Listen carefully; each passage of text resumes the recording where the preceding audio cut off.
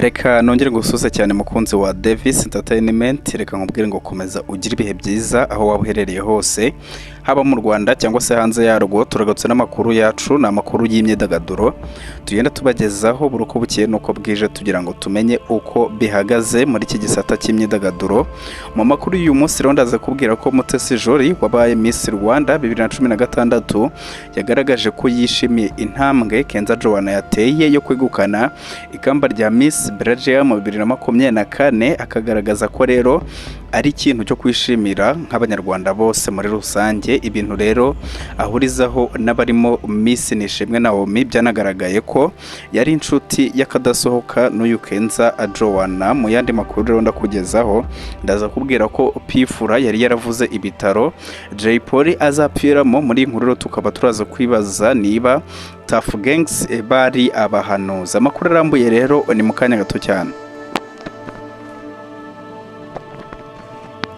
Reka amakuru yacu tuyahere kuri inkuru ivuga ko Miss Jolly na Naomie bakozwe ku mutima na Kenza wabaye Nyampinga w'Ububiligi 2024. Uyu Mutesi Jolly rero wabaye Miss Rwanda 2016 yagaragaje ko yishimiye intambwe uyu Kenza Joanna yateye kwegukana ikamba rya Miss Bubiligi mu 2024, agaragaza ko rero ari ikintu cyo kwishimira ku banyarwanda bose. Ibintu rero ahurizaho n'abarimo Miss Nishimwe Naomie. Inkuru ikomeje kugarukwaho cyane rero mu myidagaduro yo mu Rwanda ni ya Kenza Joanna ufite inkomoko mu Rwanda wabaye Miss Bubiligi mu 2024. Uyu Kenza rero avuka kuri mama we w'umunyarwandakazi nubwo yavukiye akanakurira mu gihugu cy'Ububiligi. Uyu mukobwa rero wambitswe ikamba rya Miss Bubiligi mu 2024 mu birori byabaye mu ijoro ryo kuwa 24 z'ukwa kabiri 2024, avuga ko afite u Rwanda ku mutima.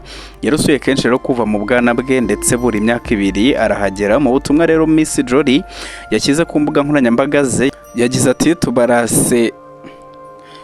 tubarasa amashimwe umwiza Kenza Joanna ukomoka mu Rwanda wambitswe ikamba rya Miss Bubiligi mu 2024. Rwanda ruganze mwisi, ati umunyarwanda akomeze aganze, turi abanyarwanda. Kenza Joanna rero wabaye Nyampinga Bubiligi muri uyu mwaka, avuga kuri nyina w'umunyarwandakazi. Ibintu rero byashimishije abanyarwanda b'ingeri zitandukanye. Uyu Kenza Joanna kandi w'imyaka 21 avuga ko yahisemo kwinjira mu marushanwa y'ubwiza kubera ko yumvaga ko ayakunze kandi yamaze nyine kumenya icyo yifuzaga kuzageraho. Agaragaza rero ko yishimira kuba afite inkomoko mu Rwanda, ko adashobora kwibagirwa igice cyo kuba ari umunyarwanda. Avuga kandi ko ari inshuti ya hafi ya Miss Nishimwe Naomie wanamushyigikiye mu rugendo rwe rw'amarushanwa y'ubwiza kugeza yegukanye iri kamba. Uyu Miss Naomie rero yabaye Miss Rwanda muri 2020, yagaragaje ko rero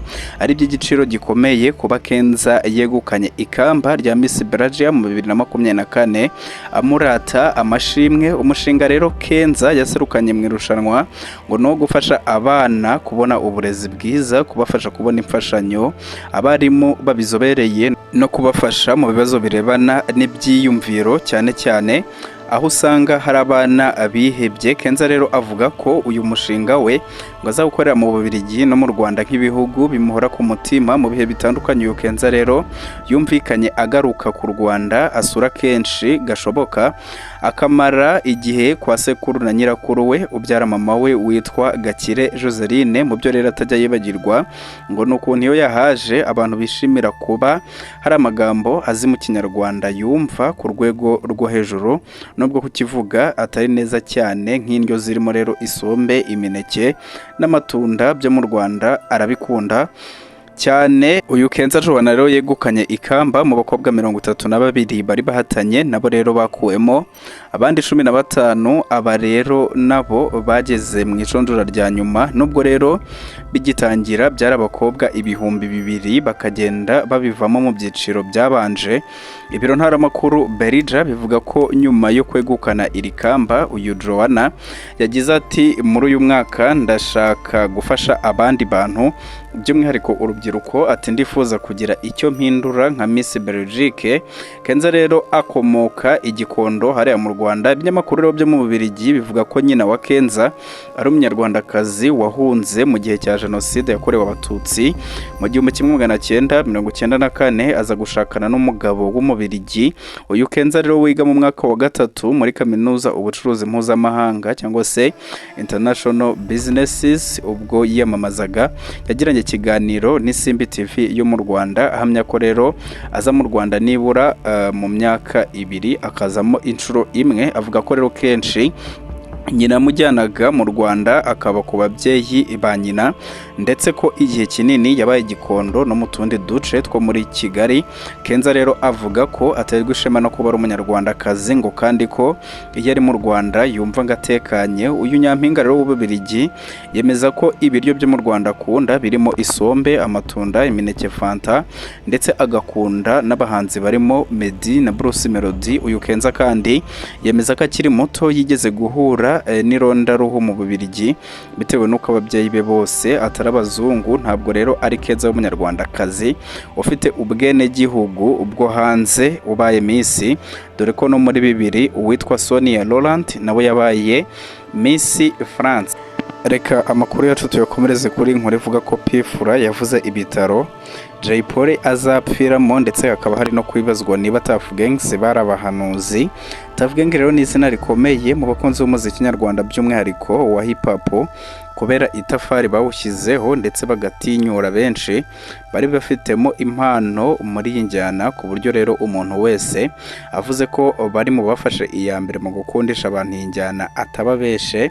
Iyi hip hop ya Tuff Gangs rero yakunzwe bikomeye kubera ubuzima abari bayigize baririmbaga bwiganjemo nyine ubw'abana bo ku muhanda n'ubundi buzima bubi bwatumaga nyine benshi banyurwa n'inganzo yabo. Igikundiro rero cyageze kure kugezaho abakunzi b'iri tsinda biyise abatafu mu rwego nyine rwo kwerekana imbaraga n'ubutumwa bukomeye bavomaga mu bihangano byaryo. Pfura rero ari mu bahanuye ibitaro Jay Polly azagwamo. Pfura rero n'umwe mu batangiranye na Tuff Gangs ubwo yatangiranaga, ariko iri tsinda nyuma muri 2012 baje kumwirukana muri iri tsinda.